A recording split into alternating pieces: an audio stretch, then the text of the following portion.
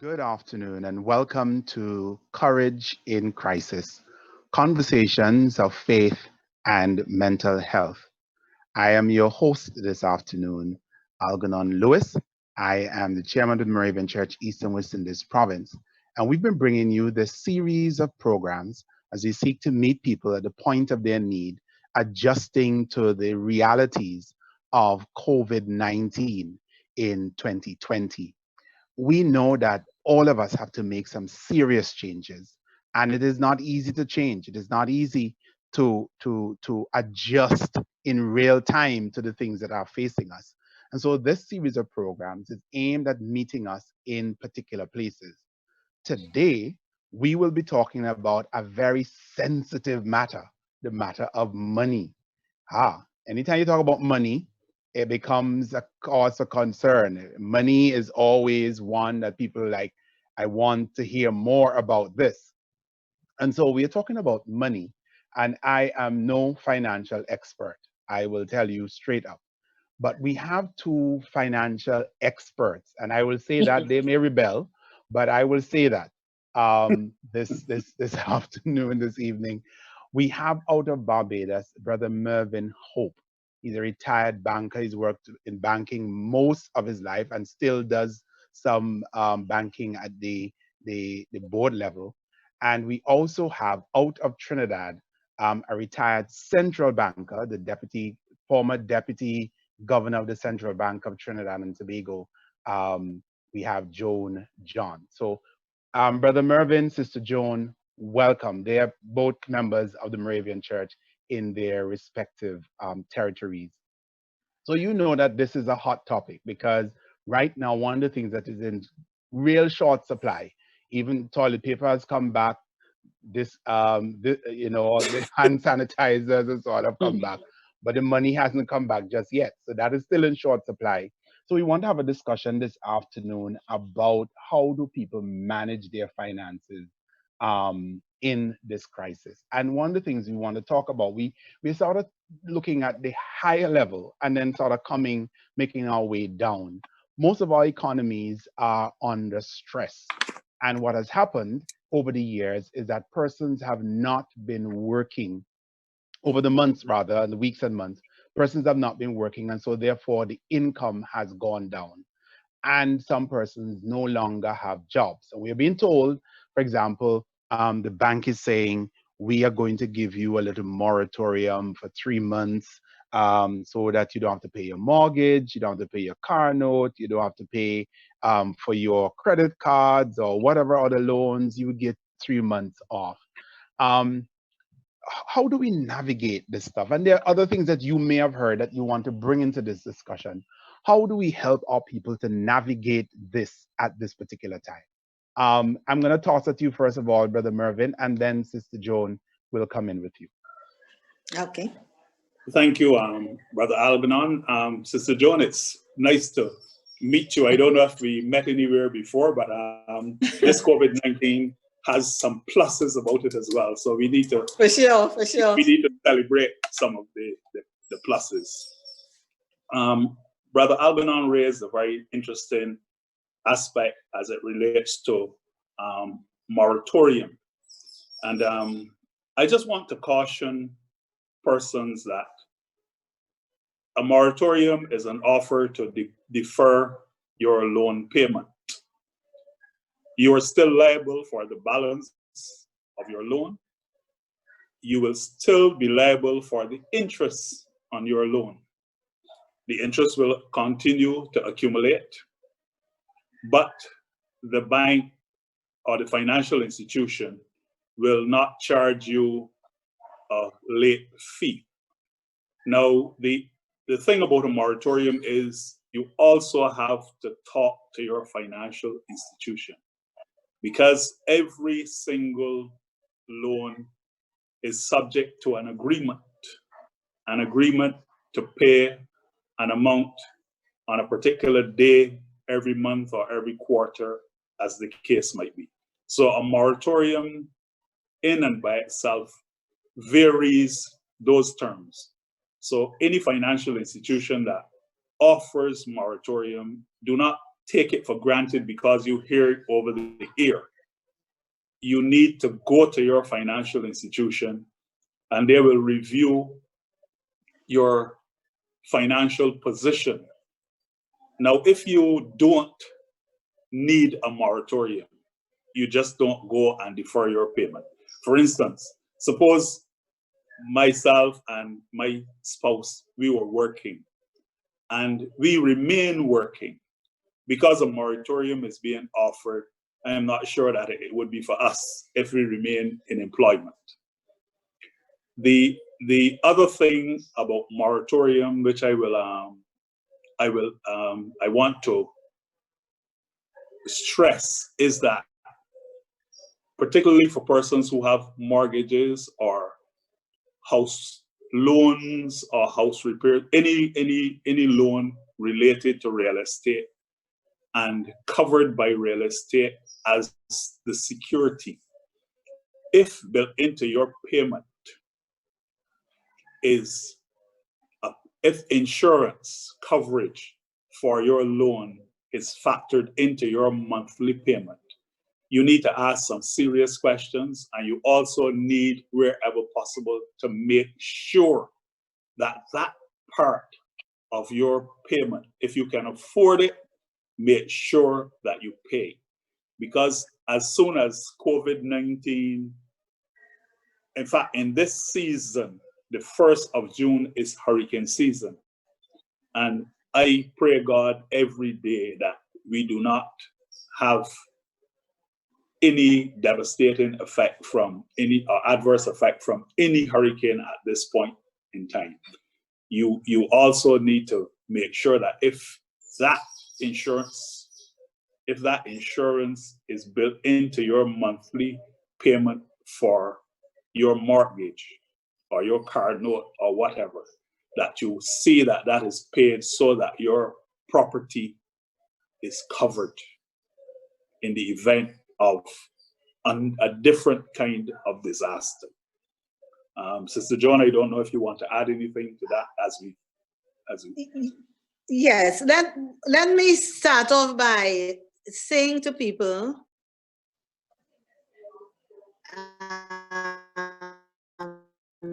first of all, don't panic. We tend to look at financial institutions as something out there that is scary. I want to remind people that their sisters and brothers and cousins working in these institutions, they are not as God, although they may have some information that you do not have, you go to them as an equal partner. In terms of your perception, remember that you are doing a fair trade with anybody and do not be unduly scared about it. So the first thing is to your approach when you go to a financial institution. Now, when you go to any of these, whether it's a bank or whether you're using your credit union or whatever it is, first, the thing you need to do is to try and get as much information as you can, because each institution may have a slightly different arrangement in terms of how they structure their mortgages and the moratorium they offer. Now, I do share Brother Mervin's position in terms of how you treat with moratorium, but at the same time, it can be useful. So you have to know if it can be useful to you and when to use it. As you know, you were saying, the moratorium doesn't mean that you do not have to pay back. It is just a postponement of the payment. And you need to understand the terms under which the postponed amounts will be repaid. And if those terms work out better for you, and I'll explain that a bit, maybe it is something you should consider. The important point to remember, though, is that the loan does not go away. It is put off to a later time to be paid. And the arrangement by which it is put off to be paid may vary. For instance, some institutions may tell you that you can continue paying on the same basis. At the end of the moratorium, you continue paying on the same basis, but the amounts that were put off at the moratorium may be extended at the end of the existing loan period. Or some other institution may say, I can recalculate the amount you pay each month. So for each institution, it varies. Now, the point is that you would have had this mortgage or this loan carrying before COVID-19 came to be. So at least you would have been carrying it in some way. The problem now is that you are no longer able to pay it. If you are really no longer able to pay it, then accepting the moratorium may be something you have to do. And it really ties in really with your whole budgeting arrangement. And I think we'll come down later in the discussion to talk about that, because you need to look and see your whole budgeting arrangement to see which, if any, payments need to be postponed and which ones you need to. Now, one other thing I want to say, moratorium has been offered on things like your mortgages, which are one of your largest payments. Now, we have to determine if that is a payment you want to delay paying or not. And the decision depends on looking at your whole budget, meaning looking at your whole income and expenses as you see them over the next 2 or 3 months and making a decision on that. I'll stop there and then we can discuss further. Right, that is really a mouthful. We should have probably say what a moratorium is first of all, because there may be some people say, well, I never heard that word before. Sure. Right. So could you just give a brief That's fair definition, enough. Joan, of what, when you say moratorium, what do you mean? So how would you define a moratorium, just to be sure? A moratorium is normally, and I'm not sure if I'm the best with this definition, but I'll give you it in layman terms. It is an offer by the lender to postpone the payments, often principal and interest, to postpone it for a period of time. The amount still has to be, the debt still has to be settled, but you are given a period of time within which you don't have to make the payments, and they would, in the arrangement, you will be discussing with the lender how the payment will eventually have to be made. So it's just that your payments have been postponed. And remember, the word is postponed, not removed. It's only postponed for a while. Okay, thank you for that. Go ahead, Brother Mervyn. I couldn't have said it better. The payments have been postponed. I'll wait on you, Brother Lewis, first, and then I will just say I'll just give a few more hints in terms of reshuffling your finance. Okay, but here, let's try and take a situation. Let's suppose somebody has to take it because they're not working, or maybe, okay, the bank says, I think different banks seem to do it differently. We are going to keep charging the interest, or somebody will say, well, we won't charge interest. We will let the interest accrue, and then at the end of the moratorium, we'll simply add it to the principal and spread it over 2 years. What does that really mean? When you say I'm going to put it on and spread it over 2 years, what does that really mean? Yes. Well, the bank's stock in trade is interest. So a bank will not waive the interest fees. I don't think you will come across a bank that will waive the interest. They will not charge you a late fee or fee because you didn't pay. Because you see, banks are governed too by they have strict accounting rules for banks. And let me say another thing about moratorium. If your loan is in chronic arrears, the bank will not take you on, because that loan will be classified as non-performing, and in the bank's accounting, even though interest is charged on that, the bank cannot put it into their profits, if you want to put it in layman's terms. So it might sound hard that the person who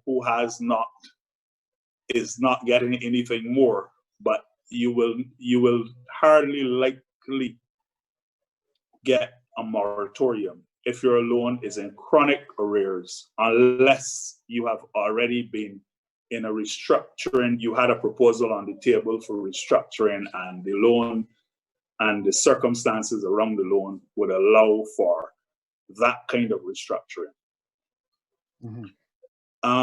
Taking the moratorium, you can't just take, it's not advisable to take it and then the disposable income is disposed of without putting it into any good use. Because like I keep saying, you are liable for the interest. You have to pay. It is still a loan.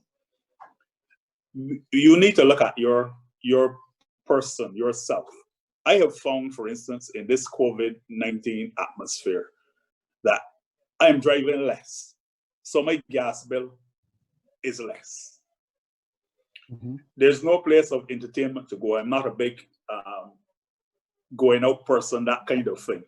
But I'm just throwing these things out there. So persons who would have spent $40 or $50 every weekend to go someplace and just hang out, they're not spending that $50 anymore. Maybe you can't, but you aren't. So these are some things. You're not, the children might be home and you are preparing snacks for them, but you can deal with it from the home point of view. You're not passing by the seller by the side of the road and picking up these things. You're constrained to going to the supermarket, so you only pick up the necessities and you want to get it quickly, so your eyes don't catch the other thing that you put one side. So out of all of this adversity, there's some good things. You don't have to wear those fancy suits that you can't throw in the basket. You have to hang them up when you come back home because you're going to send them to the laundry. So you don't have that laundry bill because you don't have those tailored suits. You're wearing your short pants and your t-shirt or whatever the case might be. And even if you're going to the office, you're not seeing a lot of clients now, and you can navigate and negotiate with your boss so that you can wear a lighter shirt rather than the suit and that kind of thing. So there's some savings, there's some good things, that positives, let's put it this way, that you can capitalize on while you are trying to revamp your Before I want to get that thought in there in terms of saying, all right, if I am facing this question with the bank, the moratorium, what does it mean when they say I am going to bank it up or compound it for the 3 months, then add it to the principal and spread it over 2 years? Let me say something here, okay? One of the things to the person who is less initiated in banking is to have the bank do the actual calculations for you, so that now you have an existing arrangement wherein you know the amount you pay each month. When if they give you that scenario that you painted, that they would compound it over for you after the period, after the moratorium, period of the moratorium, ask them to then calculate for you what then would be my monthly payments. So when you see the exact dollars and cents you have to pay, you would then be able to compare what you were doing before to what you were doing after. So let them calculate exactly how much you will be paying under any new arrangement, and tell you also for how long you will have to continue to pay it. So you do not have to work it out for yourself. Let the banker do that for you, because they put it into a machine and get the figure anyway. All right. So right now, you know what are your monthly payments. And that is where I started off asking people, when you go to them, be confident. Don't matter, you may be nervous inside, be confident that it's a one-to-one relationship and your banker is supposed to treat you in a certain way, or over time you need to look for another one, right? You let them calculate the numbers for you. You know you're paying X amount now. You want to know if you will continue to pay that same X amount afterwards or not. The arrangement that you have talked about, Brother Lewis, is that they would be increasing the amount you pay monthly, but keeping the term of your loan the same. So what they would have done is the amount that you should have been paying in the period of the moratorium. They would somehow spread it across the remaining life of your loan. That is one option only, okay? So the thing to do really when you go to and you are offered a moratorium is to let them actually calculate it in terms of dollars and cents, which will bring the reality home to you. And then you could compare and decide in your circumstances what is best for you. So, yes, so don't sign until you actually see the figures. Yes, make sure you see those Make sure you figures. see the figures so you know exactly what is coming in 3 months or however long. And yes, so you need to know both the amount you pay monthly and if the period of time has been extended or not to repay. All right, that sounds good. Are there any other questions you'd suggest that we ask our bankers when this thing comes up in terms of decisions, like credit cards? People have credit cards. You know, it may be under control or it may not be under control. What do you say to persons where that is concerned? And Brother Mervyn, you want to go first? Or let me say something. Yes, you go. Credit cards are useful instruments. They are a means of payment. But every time you use a credit card, be aware that you are taking a loan. Credit means you have been given credit and you are taking a loan. And you have to ask yourself, is it worth it to take a loan for some of these expenditures you are making with the credit card? Now, having said that, there's a way to use your credit card efficiently, especially they put things on credit card to encourage you, so they give you little points and so on. Don't get distracted by those things. The most important thing in using a credit card is that if you can use your card to make a payment and settle that debt before payments on the card is due, it is fine. Because you tend to get a little window within which you can use the credit without paying any extra on it. But once it is you go into a period where you have to pay interest on it, the interest rate tends to be so high that you really have to consider whether it is in your interest to use the credit card for those purposes. But Brother Mervyn, you can add to that. Yes, I always caution persons. Credit cards are an easy way for financial institutions to make money. For you, a person to have a credit card, like I say, it's useful. But credit card money is the most expensive money on earth, outside of a loan shark from down the back streets in the inner city. I don't know how else to put it. As a banker I spent all my life in the bank, from a teenager till I passed 50 years old. And I caution persons, if you have a motor car and you take $50 in gasoline on your credit card, you burn the gas out in a couple of days and you still owe the bank. If a sister says you do not clear the credit card within that window, it accumulates interest. The credit card has a limit. Once you have reached that limit on the credit card, there's no more that you can spend. Banks love credit cards because you don't have to face anybody. If your limit is $1,000 and you spend $999, and you go to buy an item for $50 after that, the computer does the calculation and say you only have $1 available. No. If you phone me as the bank, I may say, oh, I know your grandmother, so I'm going to give you a leeway.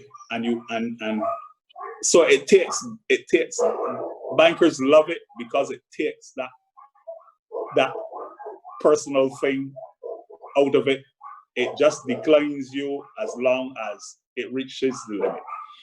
Once a bank has approved you once and you keep paying, they don't have any worries about you because you don't have to come back. You get the revolving credit.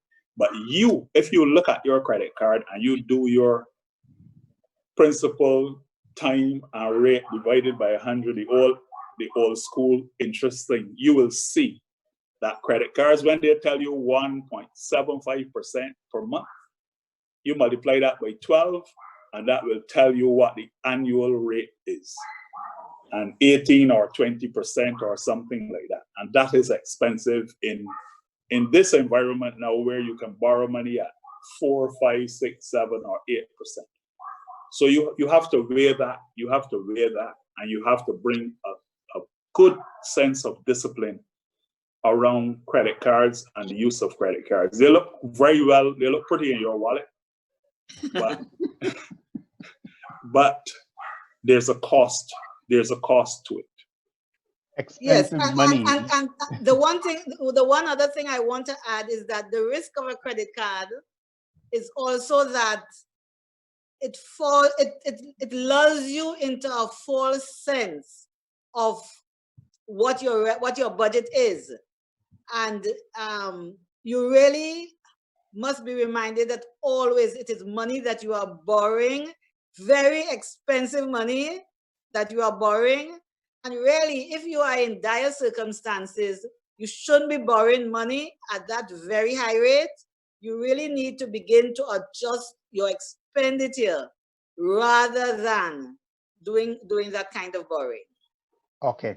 So can somebody ask the question if should individuals request increase in limits on their card during this time? So that almost sounds like an automatic no. In this difficult time, you're saying, oh, no, because you are borrowing at too high a cost. But what about converting those credit card loans, credit card balances to loans with the 4, 5, 6% that you're talking about? Not if you're going to, having converted them into loans, if you're going to cut up the credit card, that's fine. If you can convert them into loans at a cheaper interest rate and cut the credit card up at the same time, it makes sense. You know, people really need, particularly people who have challenges financially, should minimize, avoid the use of the credit card until they can manage it, rather than allowing the credit card to manage their lives. Okay. So we can move on a little bit. That is very sound advice. The one other thing I would say, take your credit card statement, if you have a balance on it, and look at the minimum payment that they have suggested to you. Take the minimum payment and divide the balance by it, and see how many months it will take if you pay the minimum, bearing in mind that they're going to charge you interest. And that is the biggest wake-up call you can ever get. Yes, okay. And this, you see, the fact that they give you a minimum balance to pay is the other dangerous thing, because people see that and pay that, and when they do that, they are carrying the loan at this very high interest. The only way you avoid that is to pay off your whole credit card bill. You know, so really, credit cards really allows you probably a week or so in which you can use the credit. Anything over that, you are taking one of the most expensive loans that there is, and really you are not in the position to do that. So I think it's really would be a poor decision. Okay. So let's move on just a little bit because our time is running fast. That's on the the macro level, if I may use it, these things that are being offered. What do you say? There's some governments in the region that are offering people stimulus, a little check here, $500, $1,000, what have you, to tie you over. What do you say to persons? How do you spend that money? Mervyn? Mervyn? Well, this is one that again has to be done on a person-to-person level. I don't know. The United States government gave people who are working the money and those who are not working the money, and so it is tricky. Those who are unemployed or have their income severely cut, like most Caribbean nations, we depend on tourism from the Cayman Islands and in the north to Guyana in the south, and tourism is completely closed down. So, for instance, in Barbados, there were 20,000 odd persons who filed for unemployment, and those were the persons who contribute to the national insurance compulsorily, and that did not include self-employed persons and so on. So, if you're not working, you will have to set your priority in terms of how you will spend that money. We have a case in Barbados here, for instance, where we're doing the schools are closed, and we are doing education by internet. Some persons did not have access either by having the computer available for their children to use. So they might well have, if charity didn't give them one and they couldn't afford one, they might have to buy one. Some people's priority might just be, I'm so glad for this because I don't have anything in my house.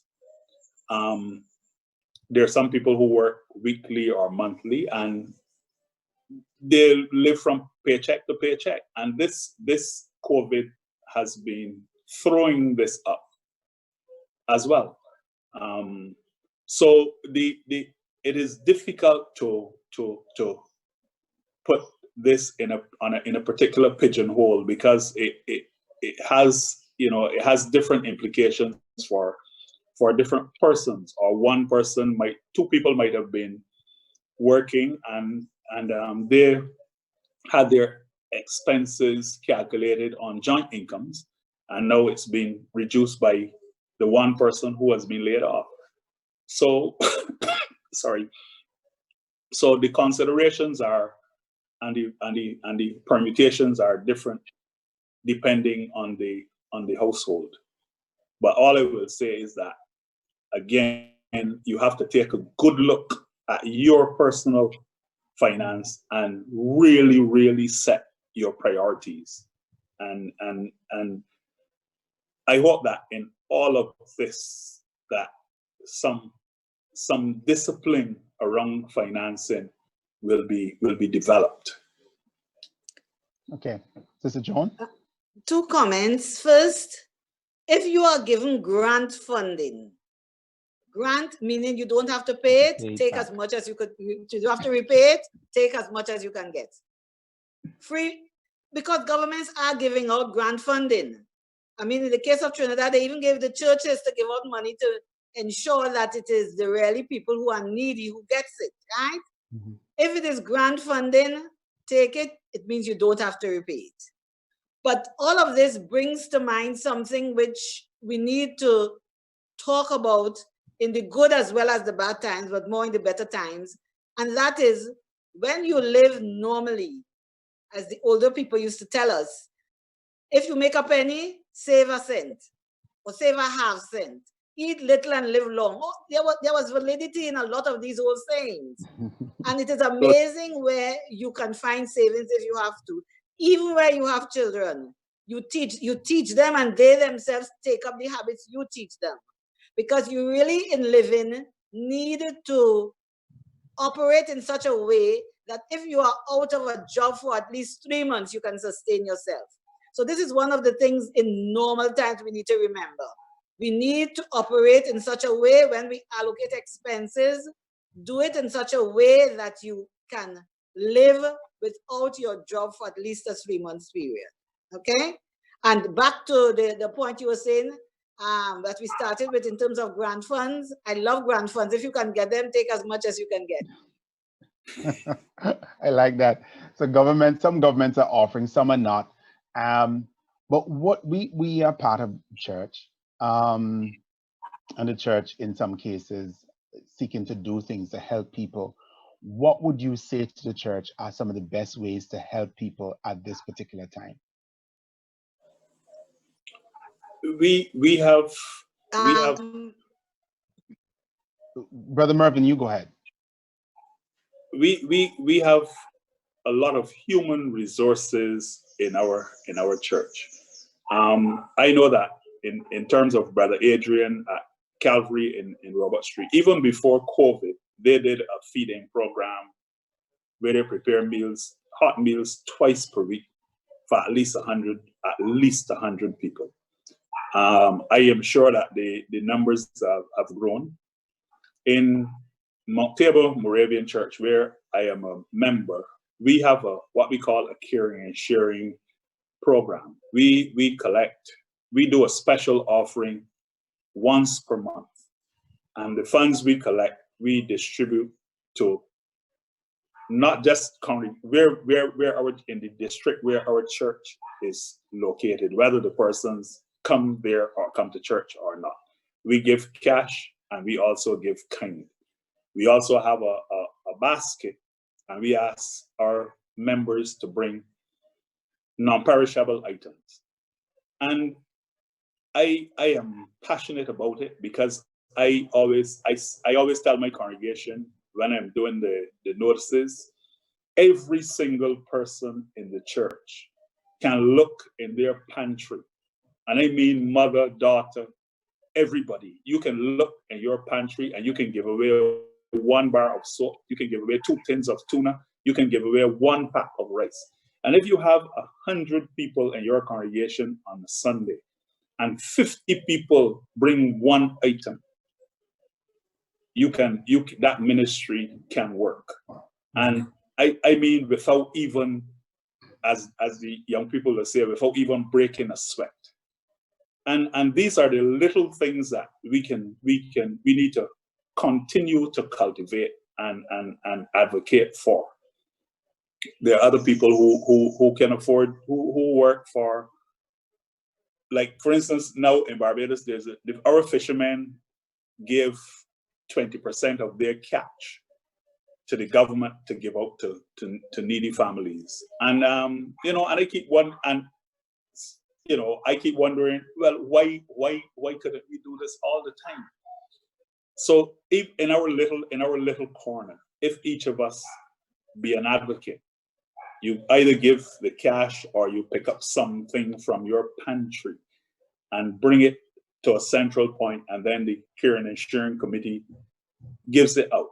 And the church is part of the community. So I don't even want to know who you give it to. We as the church, we're just giving it to persons, but that works well. And we need to carry this not just in this COVID season, but in a season of caring. I mean, our Bible talks about selling things and having things in common and that kind of thing, and sharing. The foundation is there. We just need to work it. Right. Sister Joan, you were going to say something? Yes, I think food, ensuring that people have food to eat is the priority, so that whatever things we can do to get food to people is a great priority. But I think alongside that, we have to teach people to fish and not just give them the fish. So that we really have to talk to people, because very often I find a lot of people who live from paycheck to paycheck spend their money so unwisely. The amount of money they spend on purchasing meals, it is so unnecessary because they can prepare it for themselves and spend 2/3 of the cost. They can manage their eating habits to eat more nutritious meal at a cheaper cost. So there are things you tell people, but it's always how you tell them, because you have to communicate almost in a non-formal way, so they are not aware that you are really communicating, but the information gets to them and it sinks in. Because we really need to teach each other how we can live on less than they are doing now. It's amazing to me what people think they need to live on to survive. And it's for them, it's like it's necessary. But for somebody who knows otherwise, it's not necessary. You don't have to eat this amount of what it is, Kentucky Fried Chicken they like to eat here. And you know, and the thing is, these things are not good for you and they cost more money than you need to spend. So there's a way in which we need to get information to people in terms of how they can manage their expenses, because most people feel I cannot, there's not a cent I have, I cannot do anything else. For a lot of these people, they can do something else. Although there are others, of course, who there is nothing else you can do but in the short term, but to feed them. But even longer term, they need also to look at what they have, how they live their lives. So there's always some information I think we can share with people, knowing their individual circumstances. And that's a little tricky thing, because these kinds of conversations sometimes have to take place on a one-on-one basis, because each person's situation is so different. Right. So Nelby, you have struck a note there that says we need to close, but I want to say a couple of things, because we need to provide that information. And if we're going to provide it in the information, we need more time. So we really need to probably have the second session to talk a little bit more about how do you go about looking at your budget? How do you go about taking some stuff off? And since you can't increase your income in the short run, but you may be able to decrease your expenses, let's start with the expenses and see how we can decrease those so we can keep more of the money in our pockets and benefit ourselves and come up with that 3 months worth of living expenses that we would need in the event that there's an issue. I know that the scripture says, I think it was Paul who says that I've learned how to abase and how to abound. So there are times when I have to buy what was the expensive ice cream, whatever it is. And there are times when I have to say, no, either if I'm going to get ice cream, it's got to be a homemade one that I make myself, or I don't go with it for a time, because I understand life has seasons. And in this particular time, I will have to go without that.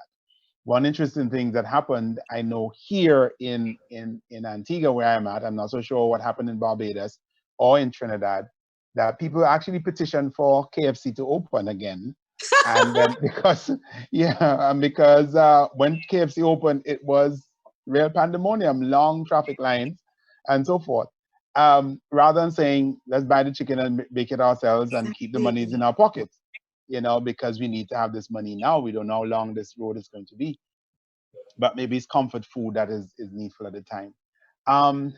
We said a lot of things today. And one of the things I really want to take away from this experience is to say to people, like when you go to your bank, ask them to put it in writing in a way that you can understand. Before you spend your money, Correct. think twice about it. When you use a credit card, it's expensive money. That's a very interesting term. Expensive money. And do you really want to borrow to put gas in your vehicle? Do you really want to borrow to buy these groceries and to buy this expensive stuff that you want to buy? Maybe if it, you know, you were looking to feast nicely. Do you want to borrow for that in this time when you're not so sure what it's going to be like? Because even after we go back out, some companies may be thinking we need to cut salaries by 10% or 15% or 20%. So we really don't know what the recovery is going to be like. So we need to be especially cautious in our responses at this time. So I really thank you for your sharing. You mentioned something about insurance. And I don't even want to pick that up now, but the thought I was having is if you skip your insurance at this particular time because you can't afford to pay it, will they still cover you saying 3 months down the road it will come back? Because when the hurricane comes, if hurricane comes and you get damage, what are they going to say? We still covering you? Or are they going to say, well, you bailed on your insurance and so on? So people need to keep these things in mind. Talk to your insurance company, talk to your pension plan holders and so forth to make sure you know where you stand with them and everything is clear. You have it in writing and so on.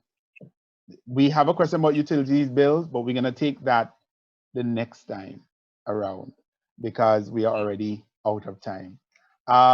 Sister Joan, Brother Mervyn, thank you for your time. We're going to meet again on Thursday at 5.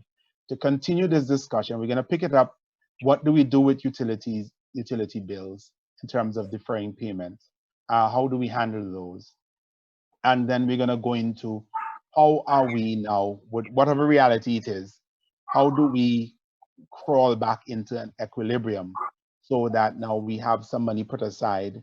We said eat little. What was the expression, Sister Joan? Eat little and something they said, the old people said. I'm not so sure I don't remember what it was. Eat little and live long. Eat little and live long. How do we eat little and live long? How do we pinch a little bit here and there so as to make sure that at the end of the day that we have something? One of the things I realized, I'm from a large family of 12, and my mother, who did not really work but always depended on my father, she always had money. It's amazing, always. And it was for the emergency period. She knew how to put something aside for those days. You have to learn those skills again. Yes. Right. So again, thank you, Sister Joan John, retired central banker from the Central Bank of Deputy Governor of the Central Bank of Trinidad and Tobago, and also retired banker, Brother Mervyn Hope out of Barbados.